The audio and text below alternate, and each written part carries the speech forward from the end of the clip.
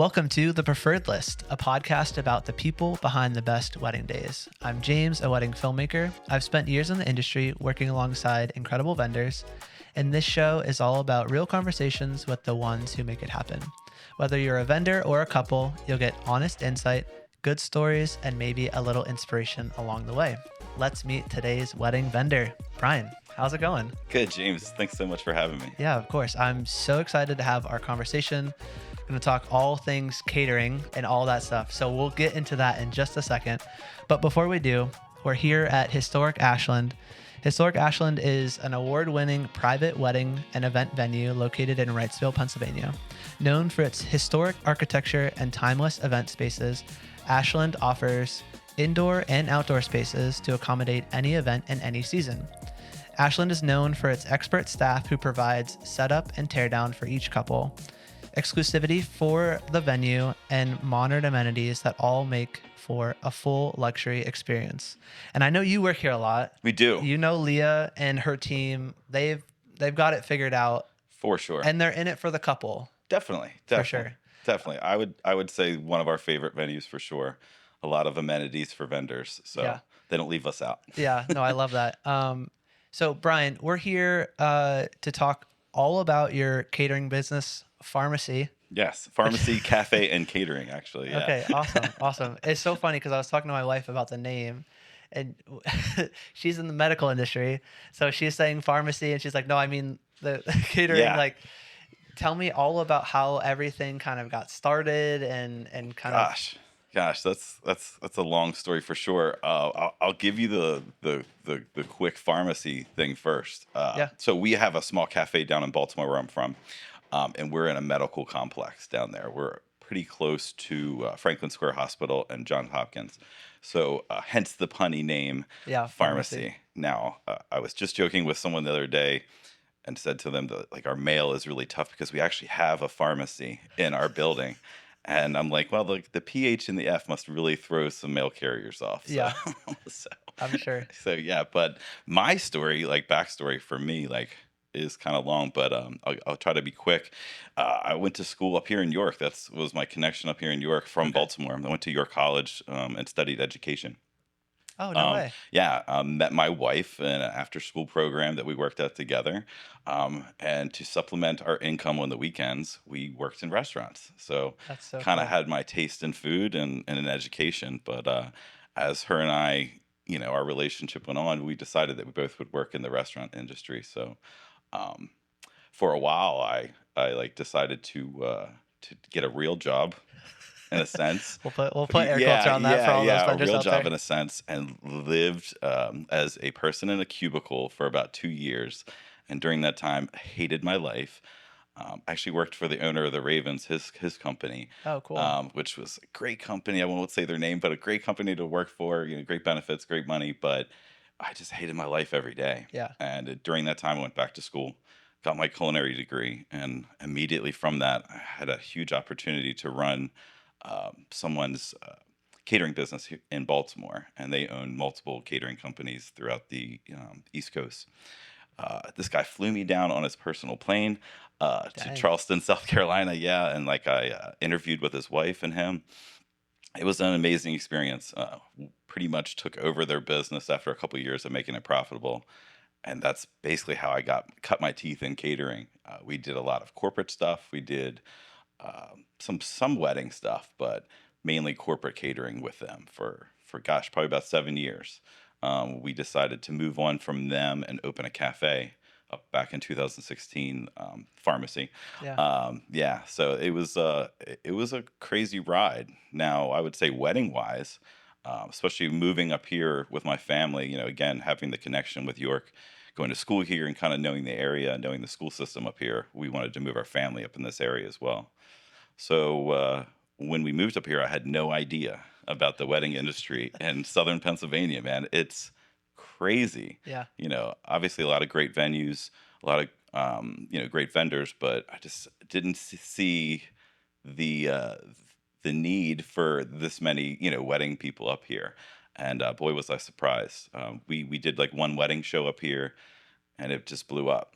Yeah. So I was forced to open up another spot You up here. forced. They I mean, twisted your basically, arm. yeah. I mean, it Yeah. really was. It was like in order to keep growing the way we were, we had to open up a spot, and we couldn't continue to cater out of Baltimore as our home base, and using a kitchen trailer, Yeah. from venue to venue. So that's basically how I got started up here. That's so cool. Yeah. It's so funny too because I went to school for education as well, Wow. and Very cool. I don't Yeah. Right. don't do that Yeah, anymore. I have to say, I tell my parents this, and I tell my kids this. I was like, I didn't waste money completely because full circle, I teach a culinary camp Oh, that's so cool. at a like a sleepaway camp that I went to as a kid, and they reached out years later and was like, hey, will you come back and do this like culinary camp? So I've been doing that for like since 2018. So Yeah, yeah, super that's so fun. cool. Yeah. It is funny because I feel the same way. I went to school for music, so there is part of me that's like, it wasn't a waste by any stretch, but it's like I'm using it just in a different way. Yeah, definitely. And I met my wife through school, so Yeah, I mean same. it all worked out. It all worked out. Definitely, definitely. So you had the cafe in Maryland, Hmm. and you were back here while that was still kind of running. Oh yeah, yeah. It's still operational. My Still a wife, whole thing that yeah, it's goes still a whole and thing down there. Breakfast and lunch there Monday through Friday. We definitely keep it corporate. For doing food so long, we were like, we don't want to be, you know, Sunday through Saturday, yeah, there every day. It just made sense for us to do it this way and then be able to cater as well. yeah. So that's how it birthed. But now that's running it and doing its own thing, and I'm up here running a whole separate business. So Oh, that's so cool. yeah. I'd have to imagine that there's some that translates from like cafe to catering, but like there's probably quite a bit that doesn't. Oh, most definitely. I mean, you're super comfortable cooking food for people out of a commercial kitchen that's right there. And when you're working wedding catering, you could be in a tent in somebody's backyard. Yeah. You know, Yeah, so talk to me about how you kind of maybe learned a new way of preparing the food, or like what stuff was different. I mean, we were very fortunate along the way in catering and having the cafe to not just kind of pigeonhole ourselves into one type of food. We did huge festivals in Maryland. Maryland Seafood Festival where we're cooking out at Sandy Point Beach, right by, the Chesapeake Bay Bridge, Yeah. and you're out there for 3 days with like 10,000 plus people coming in a day. So, we learned really quickly what you needed to do to be able to cook great food outside with limited access to things that you Yeah. normally have. So I chalk that up to great experiences along the way and not just going, okay, we're going to do just corporate catering or we're just going to do weddings or we're just going to do this. We've kind of done it all. Yeah. So I'm thinking of the person who may be listening that loves food, loves cooking for people. Maybe they've been to culinary school, maybe they haven't, and are maybe thinking about it. Where do you get started in trying to figure out, like, you have the cafe that's going, catering just kind of like popped in as like it's an option for us to kind of continue growing our business. Like, where does someone start in that whole culinary world, and where do they go? I mean, to get experience, I mean, you just have to get in with a company. I mean, you have to really boots on the ground type thing. You really have to experience it yourself, because it's going to be things that pop up that you have to be able to figure out quickly Yeah. for sure. And I would imagine the catering side is like, I mean, you're thinking on the fly, you're coming up with solutions to problems you didn't know existed. Definitely. Definitely. What are some of those like top tips that you have for other caterers that are maybe just getting started, maybe have a wedding or two under their belt that you're like, I've done a couple and this is where it usually goes wrong. Yeah, I mean, I would have to say just having a really good team behind you, keeping a level head as a chef. That's not always easy, um, you know. But I would say those two things: having a great team and having a level head, being able to step back and kind of look at the problem and figuring out a way for a solution immediately. Yeah. And I would also say, working with your vendors, you got to be able to lean on some of your vendors. If you have a great coordinator or great, other type of vendors that are working there, they're going to help you out. Nobody wants to see their fellow vendor Yeah, fail. We're all there as a team. for So sure. I would say lean on people around you as well. Yeah. What is it like to provide food for a couple on one of their biggest days together? I mean, I know it probably sounds super cheesy and cliche, but like it's an honor. I mean, I really do look at it that way. Like, you know, you're in their photo book forever. Yeah, You know what I mean? Like yeah, you're a part of that memory, and at least for me, I want it to be the best memory of that day. I want it to compete with those beautiful photos and all the great experiences that you get with the people that you pick. But it is an honor to be a part of a couple's special day. yeah. I'm just reminded of my my second shooter and I at every wedding. We always rate the food Oh on yeah, a no, scale. that's great. It's so fun though, but it is like I mean, it can go overlooked pretty easily, or maybe like oh yeah, this caterer will be fine, or this caterer will be fine. Um, but like, what would you say to a couple who's trying to find the right caterer or the best caterer for them? What are some things that they should be looking out for? Questions they should be asking, and kind of where do they get started? Wow, I mean, everyone is different, and I mean, I definitely like I know that, you know what I mean. Even as a food guy, Yeah, then I know everyone is different. Food isn't going to be on the top of everyone's list, even though I think it should be. But it's not going to be. There's yeah, things that are higher on that list. The hierarchy list of what's important to them as a couple. So um, I say when food is super important, you should definitely ask a lot of questions. Like how your food's being prepared. Is it going to be prepared on site? How far away is your home base from the venue that we're working out of? I think those are super important just because you want the freshest possible food. You want the best quality. That's how you're going to get it if people are cooking your food right there on site. yeah. Are So you mostly cooking food right on oh, site? definitely, definitely. I mean, unless it's something where it's like a taco bar where there's a lot of braised meats, or like we're doing Gotcha. barbecue stuff for certain people. um that kind of stuff takes 12 plus hours to cook, Yeah, type deal. So those are going to be done at our home base. But we do a lot of fun different things where, like, french fry bar, you know what I mean. We're not bringing soggy french fries from our fryer, yeah. You're cooking them right there. yeah, right there. That's So so cool. yeah. Are most couples sort of interested in the same like types of foods, or you find there's like a big variety in terms of what people are looking for? Well, I'd say, like, for us specifically, like, people search us out because we are a custom style catering company. So Okay, like what we're doing this week at a wedding is completely different than what we're doing next week. I would say the format can be somewhat similar. gotcha. And you always I would say there's some weddings that we do that we're like, yeah, that's a pretty, standard, meat and potatoes type, basic Right. wedding food with the flair of, from Pharmacy. Um, but I would say for the most part, our couples are searching us out because they want an experience. They want something different. They want to pull things from their relationship and show that in their menu. Yeah, that's So such a cool idea. yeah, I love it. I mean, that's what keeps me kind of going, to be honest. Yeah, So when couples come to you, what's that process like? Where do they start with you guys? I mean, assuming that they're like, yeah, we want to go with you, and they're putting together that menu. Like, what's that process look like with you So guys? typically, how I like onboard a couple is they'll reach out, whether it's just from our website, vendor, recommendations. We get a lot of those, or like wedding shows that we do.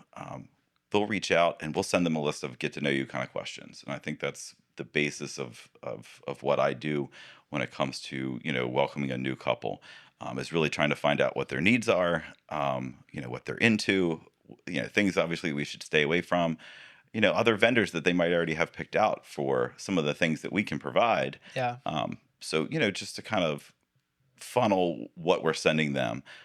So after that, we actually send them out a proposal that we kind of based off of that information they send us.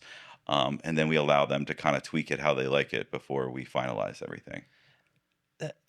it seems like you're taking like a really personal For sure. kind of mindset to it, whereas I would imagine that not every caterer is concerned about what the couple's like and what their interests are and kind of taking it to that step. For sure, and I kind of laugh about it, but like as a chef, you get asked, and this will correlate. As a chef, you get asked what your signature dish is, what is your favorite thing to cook, blah blah blah. And I look at people most of the time, I'm like, "Look, I'm a chef. Like Yeah. I can cook everything." You know Yeah. what I mean? And I really feel like some caterers do kind of get in this funk of just like, all right, this is my cookie cutter menu, package one, package two, Yeah. package three. This one's high price. This one's medium price. This Yeah. one's low priced, and I feel like you kind of lose it. I mean, again, some people that's great for them. They're like, Right. we want to dance, we want the best DJ, we want, you know, our photos to be amazing. Yeah. Food's lower on the list. So I mean, there's definitely room for caterers like that. But I feel like for somebody like me, who like, we do so many different weddings and so many different events. Like, what drives me is creating something completely unique for that couple that they're again, it's an experience that they're going to remember. So Yeah. I mean, I can tell from what you're talking about that that's like top of mind for you. yeah, When you're thinking through menu creation with your couples, um, some of it's probably like, hey, they just like this type of food. Maybe they love steak. Maybe they love crab cakes. Maybe they love whatever else, yeah, right? I don't know, some vegetarian dish or something. Or maybe you have like some go tos that they're like, actually, we had this at one of your weddings and we want more of yeah, that. yeah. How do you kind of manage though, like the couple just digging a certain dish versus like trying to kind of serve to the masses of the rest of the guests that might be there too? Well, there's a lot of fun ways that you can kind of do that. Like, I'll look at cocktail hour, or maybe even like we'll add like a late night snack in, and those will be like some really fun dishes. Like, say they traveled to Paris, and they're like, "Oh, we had this dish. Can you recreate it into an appetizer?" So we'll do something like that fun for cocktail hour, and then we might scale it back a little bit with things that might be, like you said, a little bit more universally, accepted Yeah. by the the guests. So we'll plug those things in fun areas, but most of the time it's fun comfort food. So everybody really likes that. Just a little, Generally, it's going pretty well. yeah, I yeah, gotta say, I love when there's mac and cheese up on the in any line. form, right? Yeah, it does not matter what it looks like as long as it's mac and cheese. Right. But at that point, I usually have not eaten anything all day, and I'll just take whatever's there.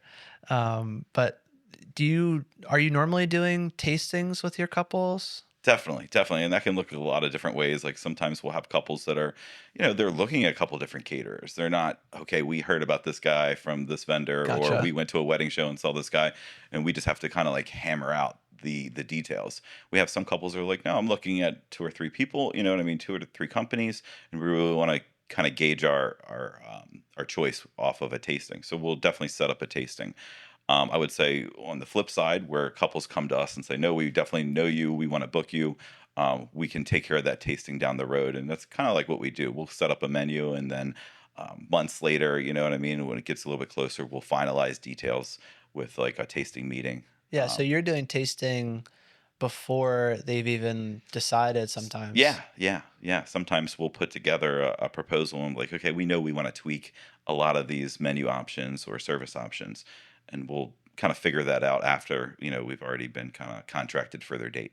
Yeah, I mean, it seems like uh, a given. Are there a lot of catering companies that are doing the tastings before like a couple is booked? Is that like a common thing? I would say, yeah. I would Okay. say, I think, for us, I mean, we're fortunate we don't get as many of those. Um, but there's definitely couples out there that they're definitely shopping around, or we're not the only caterer that does Yeah. custom stuff as Yeah, of well. course. We actually know a lot of great other caterers that we work, side by side with, in some instances that that are great caterers that do the same thing that we do. So Yeah, so obviously there's a lot of weddings in Lancaster, Pennsylvania. There's a lot of wedding venues. There's a lot of weddings that are happening like same day. yeah. Talk to me more about the process of like having other caterers that you mentioned. There's ones that you like out there. What's it like to kind of be in the landscape together? Do you feel like there's a lot of like community over competition? Do you feel like there's a lot of like, togetherness in it, or does it kind of feel siloed out? I guess my experience up here has been a little bit different. I mean, coming from, you know, Baltimore, people say Smaltimore, so you know what I mean. It is a small town city feel, Yeah. but definitely coming up here, small town feel, in southern Pennsylvania. So people definitely talk. So like I definitely got some hate, you know what I mean, when we first came up Okay. here. Just because, we made a big splash and pretty quick. Our presentation is top notch. And when we do these wedding shows and you're with other, that will be my first experience with, being around a lot of other caterers that are, looking to get the same couples, that day. Yeah. So I've definitely felt like we got some hate at first, but for the most part, there's a lot of great caterers up here. I mean, specifically, shout out to Mountain Laurel Catering up in Harrisburg. They hire us to do their Christmas party every That's so year. You cool. know what I mean? They just want to take a break, but they recognize, They like your stuff. Yeah. yeah, and same with them. I mean, they're great people. They send us over leads sometimes when they're overbooked, and vice versa. So Yeah. we love that type of community like feel because we do know there's plenty of work for all of us. Yeah, there is plenty. And, I do feel like even just from our short conversation, like we just met Yeah, when you showed up here, yeah. right? But I could tell just like personality wise, values wise, I mean, like you seem like a great dude. Thanks, man. And I feel like I feel like when you put enough great people together, even in the same industry, there's not going to be this like, might be bummed if you didn't get that wedding and Sure. someone else did, but like there's plenty of weddings to Yeah, go around for sure. yeah. When you're setting up for a wedding day, walk me through the process of like what's it look like for you guys to like show up and do the whole thing. Well, I mean, obviously, just like I'm sure any other part of the industry, there's a lot of lead up Yeah. to the day. So I mean, that that starts, at menu planning to tasting to, venue meetings, um, walkthroughs, that type of thing, all the way up until I'd say like the week before the wedding. We're really hammering out a lot of organization and a lot of prep, up until that obviously night before, where we have everything packed up, ready to kind of go for the next day. And I would say, on average, ceremony times are about like anywhere from like 4 o'clock, 4:30 Yeah. ish. So we're getting on site, depending on what time that is. I would say probably like around 11 a.m. to 12. Okay. So, and then we're there till Kind of till the end. Yeah. 11, 12 sometimes. So it just depends on, where that is. But when we get there and get set up, I mean, our staff are really well trained, to kind of divide and conquer. So Yeah. we have our kitchen being set up, out of the trailer where all of our kitchen equipment is being set up at the same time. I would say like, the tableware is getting set up in the main reception area, and then we're setting up, whether it's charcuterie grazing tables, at the Yeah. cocktail hour, where stationary stuff, and then our other staff is, working on the little small bites that are getting, passed around or butlered around. So there's just a lot of different things. Sometimes I feel like an octopus because I have my hands in every one of those things during the day. Yeah. But my staff is really good. They kind of know we can kind of set them in motion and they can do their thing. So, Yeah. I mean, it's a testament to having the right people amen for around sure. and like that even just have the same mindset that you do as much as that's possible. Yeah, As a yeah, business owner, we kind of are on our own little like yeah, thing, but as much as they can be in the same mindset, for sure, for sure. set yourself up for success. The logistics for, let's just say like 50 people at a wedding versus like 300. If a couple is sitting there thinking like, what's it look like food wise? Obviously the budget's gonna be different, but like Sure. what's it look like food wise, logistics, things that they need to be concerned about with like the number of people that they're having.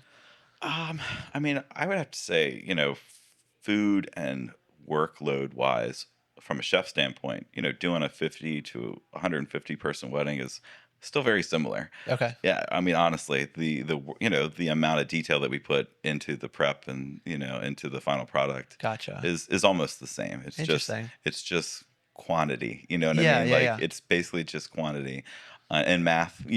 Figuring out like how much each portion is. From a couple standpoint, you know what I mean? Those are definitely questions that you want to be asking your caterer. Like, okay, like for cocktail hour, how many, appetizers per person, of this item, like just to have kind of have an idea of what, food wise you're going to have to work with, during the day. So those are definitely Yeah. good questions to ask. Yeah. Are there other questions that couples like it would be helpful for them to know to be asking their catering, like the options that they might have for caterers? Um, I mean, definitely like, you can start by saying like what type of service do you enjoy, the most, whether it's like a buffet or a plated service or action stations or family style. And just kind of curious if, their caterer can offer those, multitude of type of services as well. Gotcha. I mean, I would say for the most part, on average, most people are choosing like buffet style. Um, but I mean, the ability to do, bring your vision to life, Yeah. Yeah. Um, so Do you feel like most couples have that vision, or are they like, I I don't mean, really know? I would say like the couples that are kind of like seeking us out Yeah. do. Okay. But I mean, we definitely have some couples that they want your expertise opinion too. Like, hey, like we know we want something really cool. This is the information off of the questions I sent them, Yeah. but come up with something cool. I'm working on one right now that's like a brunch style wedding, and they're like, kind of in between, like, should we do this? Should we do that? But they're really they're leaning on me to kind of come up with some ideas for them. So, Yeah. I would imagine the culinary expert in you is like loving oh, the flexibility for that creativity. definitely, definitely. I mean, I first off, it's an honor to be trusted that much, Yeah. or Yeah. to be looked at like, okay, this guy's such a professional that we're just gonna, let him do his thing. That feels great. And again, going back to the creative part, like that's what gets me up every day, and because I know I'm not doing the same thing every Yeah. day. Um, it thinking of like working with other vendors, so like more specifically like venues. Is there anything like what could a venue do to help make sure that catering can do its thing, go Oh off my without a gosh. hitch? Like give us the tea. Oh wow, it could be a lot. Yeah. Yeah, I mean, we love when venues are catering forward, obviously. But I mean, some places don't have, an area to wash your hands. Some places don't have, easy access to sinks, refrigeration. Yeah. All those things would be a positive. You know what I mean? Okay. When you're walking into a scenario, I mean, don't get me wrong. Again, we're professionals. We can set up in the middle of a cornfield and we will make it work. But you're going to a venue weekend after weekend and working out of there, it is amazing to be able to have some of these amenities for a caterer just to be able to operate. Um, so, Which is what you get here from what I'm oh yeah, told. Ashland's great. Again, like parking for us, Yeah. refrigeration, a whole catering The whole area. catering area. You Yeah. know, I mean, we just did a corporate event out of here. Not to like, it was super easy, Yeah. flawless. Because we had what we needed here. Yeah, so So catering first.